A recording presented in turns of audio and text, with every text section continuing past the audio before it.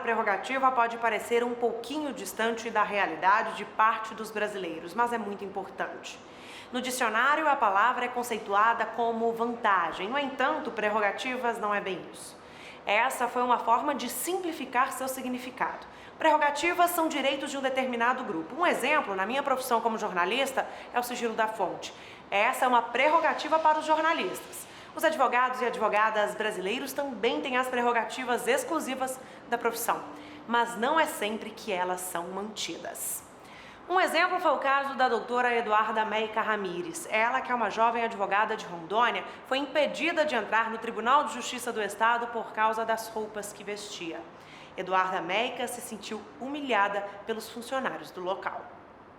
Bom, tudo aconteceu dia 26 de abril, quando eu entrei no prédio do Tribunal de Justiça. Ao passar pelo detector de metal, fui abordada por 2 servidores do tribunal de forma muito constrangedora. Um deles me perguntou se eu tinha alguma blusa e eu ironicamente respondi que sim, que inclusive eu estava usando. E ele perguntou de novo se eu tinha alguma blusa, mas para me cobrir, porque eu estava com tudo pro lado de fora. Eu não entendi essa afirmação dele, fiquei totalmente apática. E ele repetiu isso algumas vezes. Perguntou onde eu estava indo, perguntou se eu estava indo a algum gabinete. Eu falei que não, que estava indo assistir a uma sessão. E eu enfatizo que tudo isso aconteceu por volta de 8 horas da manhã, com um saguão cheio de gente. Ele falou de uma maneira muito constrangedora, com tom de voz alto. Então todo mundo que estava ali escutou. Eu tive vários olhares, eu acho que para averiguar se eu realmente estava desnuda.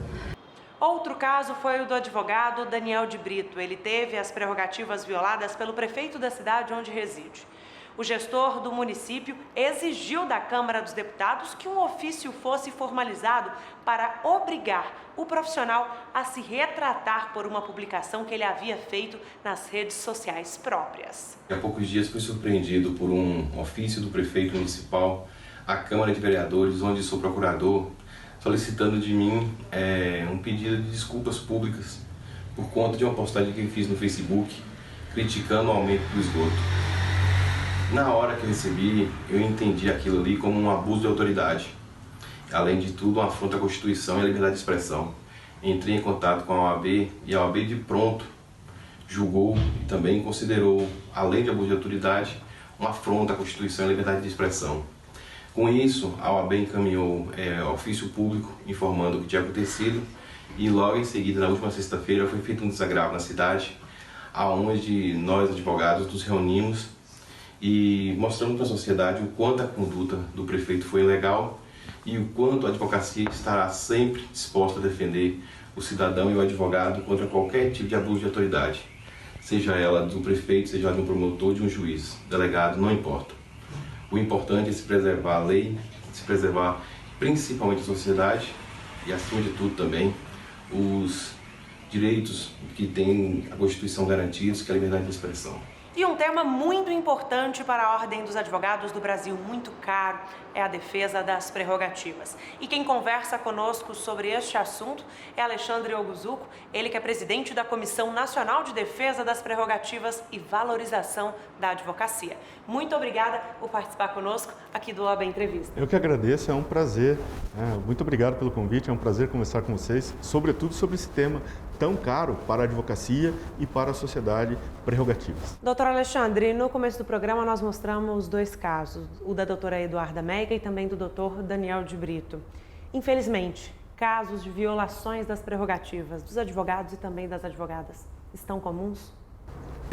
Tem se tornado mais recorrentes nos últimos tempos por são várias questões que levam ofensas às prerrogativas. Por exemplo, esse caso da doutora Eduarda, em Rondônia, nós entramos em contato com ela, emitimos uma nota, estamos assessorando.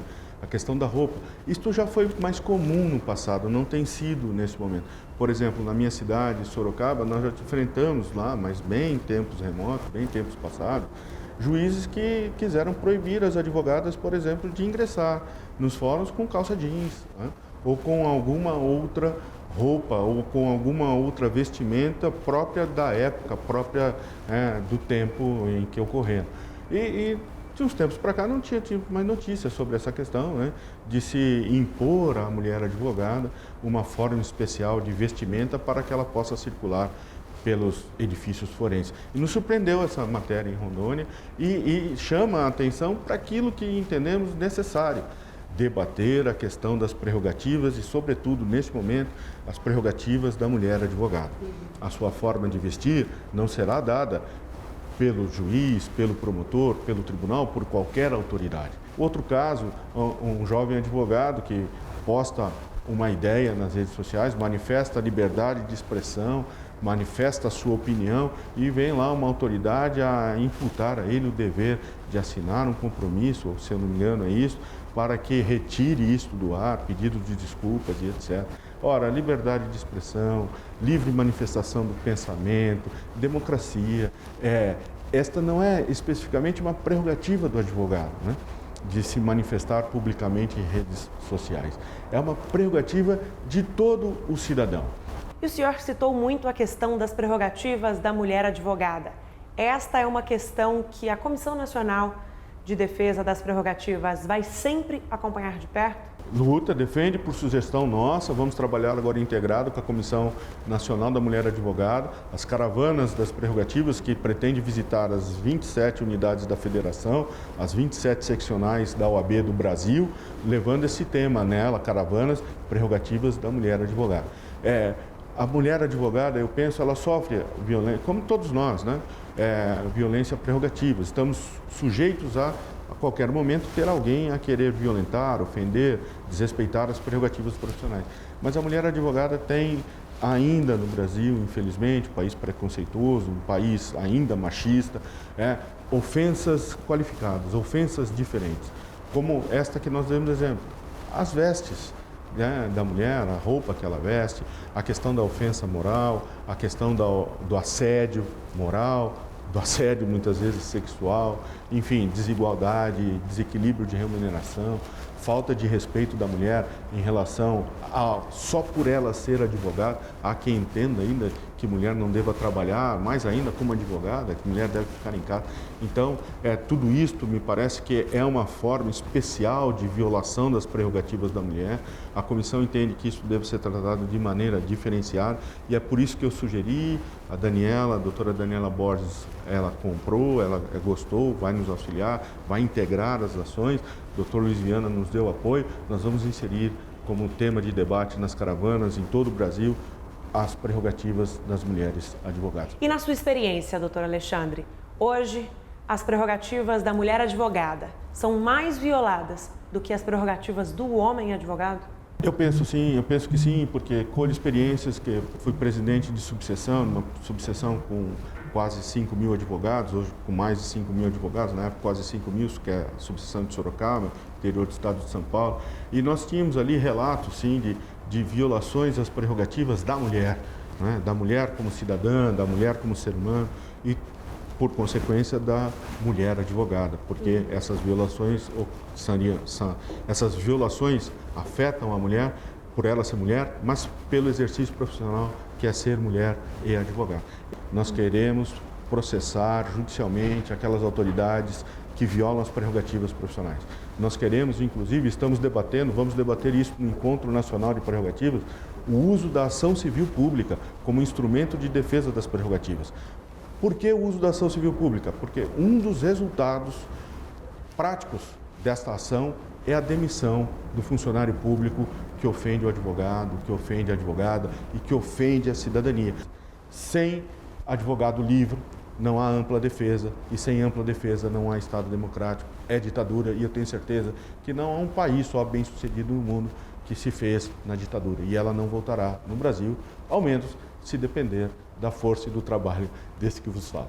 Okay. Muito obrigada pela participação mais uma vez, doutor Alexandre, e obrigada a você também que está assistindo a gente. Mas olha, não saia daí, porque daqui a pouquinho a gente volta com mais OAB Entrevista.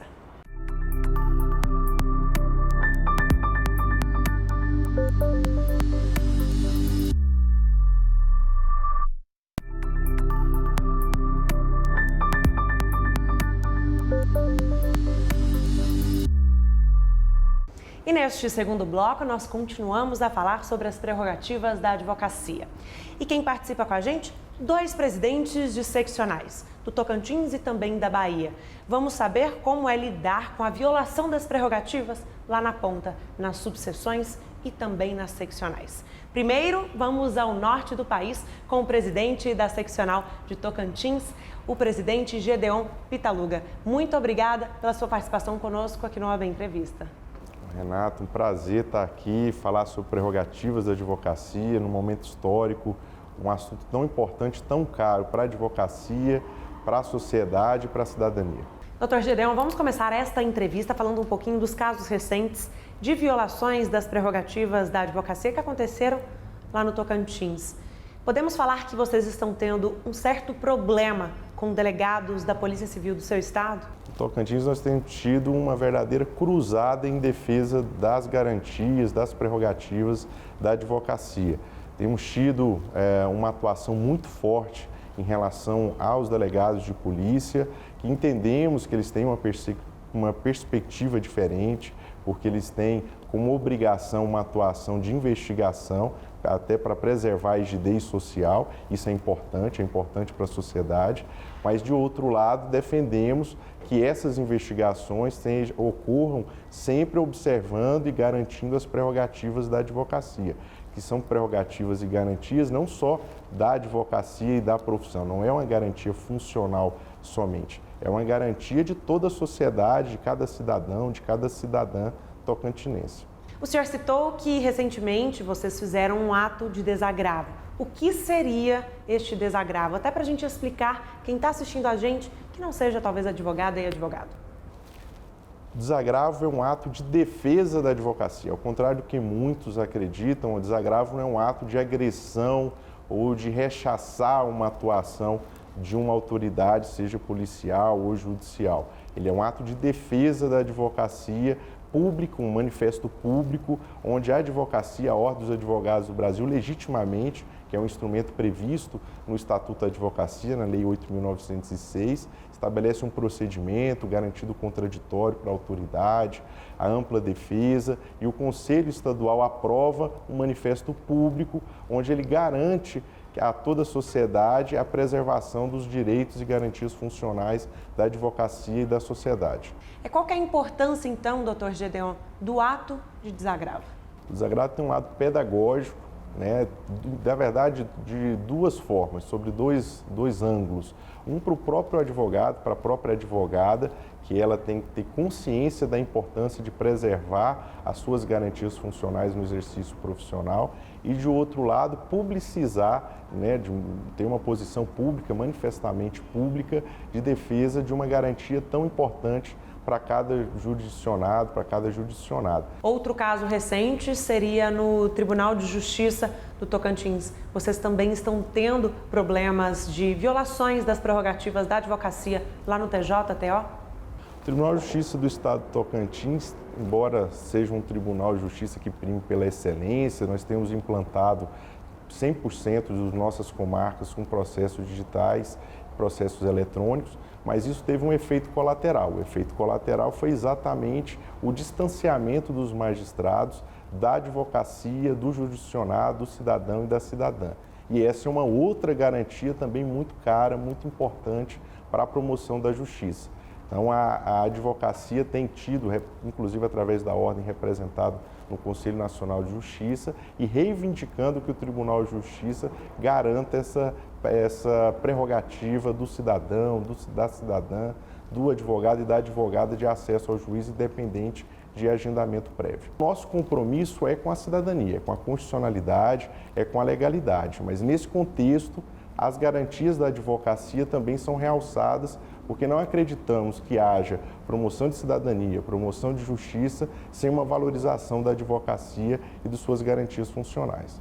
Gostaria de te agradecer, presidente, a participação conosco aqui no OAB Entrevista e microfone sempre à disposição para a defesa das prerrogativas do Estado de Tocantins. Agradeço a oportunidade, parabenizo pela iniciativa de tratar um tema tão importante nesse momento histórico, não só importante para a advocacia, não só importante para as carreiras jurídicas e para o sistema judicial, mas importante para toda a sociedade brasileira. Obrigada mais uma vez por sua participação E agora, do norte, nós vamos ao nordeste do país, conferir os relatos da advogada Juliana Modesto. Ela é mãe, mulher e grávida de 7 meses e teve as prerrogativas violadas 2 vezes nas últimas semanas. Infelizmente, ainda nos dias de hoje, ainda encontramos violações de prerrogativas diárias. Eu estou grávida, gestante de 33 semanas, 7 meses e meio, e temos as nossas prerrogativas garantidas pelo artigo 7A do Estatuto da Advocacia. No entanto, parece-nos que ainda é muito desconhecido pelos aplicadores da Justiça. Eu tive a minha prerrogativa violada quando precisei despachar com uma magistrada e mesmo pedindo minha preferência, na verdade não foi nem pedir a preferência. Os próprios colegas que lá estavam aguardando para uma audiência, aguardando para falar com a juíza, ambos se disponibilizaram a ceder o espaço para que eu fosse despachar. E, inclusive, já brincaram, já comentaram, você tem prioridade, então abrimos para que você vá e despache primeiramente com a juíza para não ficar aguardando diante da sua preferência. Preferência legal, é uma preferência social, é um direito que nós temos. Então, a magistrada afirmou que não iria me receber, que primeiro faria audiência para depois me receber e me deixou aguardando por mais de 1 hora. Então, assim, infelizmente, nossas prerrogativas ainda são violadas diariamente. É um sentimento muito ruim, porque estamos ali para defender o direito do nosso cliente.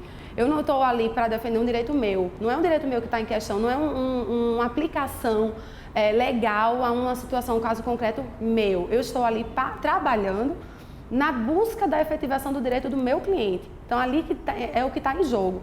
E a gestante, ela tem algumas preferências legais, não é porque eu quero ser especial, mas é diante da condição especial em que eu me encontro na geração de uma vida. E realmente é muito triste quando a gente vê que as próprias mulheres não se defendem, não estão unidas nessa luta pelo respeito às prerrogativas da mulher e a mulher enquanto mulher nessa condição especial que a gente se encontra.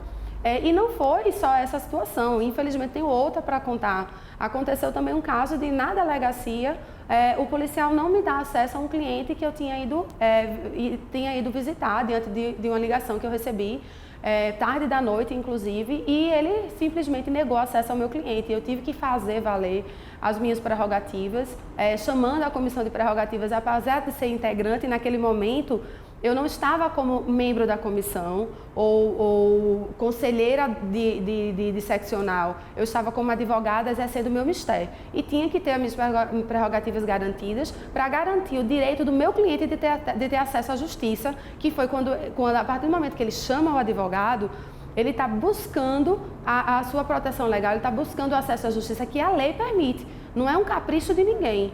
Então, essa discussão de respeito às prerrogativas, ela é importante, ela deve ser respeitada e ela deve ser ampliada para todo o sistema de justiça, tanto os advogados, quanto os promotores, quanto os juízes, quanto delegados. Por quê? Porque as prerrogativas são essenciais para que haja o direito de defesa e para que a gente chegue à justiça.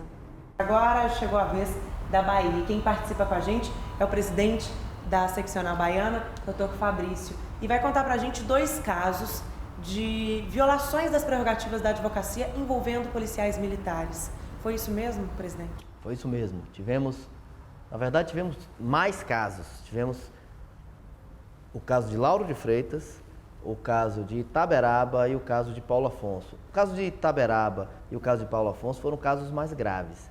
Foram casos que exigiram da ordem uma atuação muito rápida, uma atuação para coibir esse tipo de ataque à advocacia. Em Itaberaba, um advogado, após sair com o cliente dele da delegacia e deixar o cliente em casa, o advogado, voltando da casa do cliente, foi parado na rua, no meio da estrada, por uma guarnição da Polícia Militar, e essa guarnição da Polícia Militar, com toda a violência, assintosamente, queria que o advogado informasse onde estava o cliente dele, dizendo até que advogado de marginal é marginal.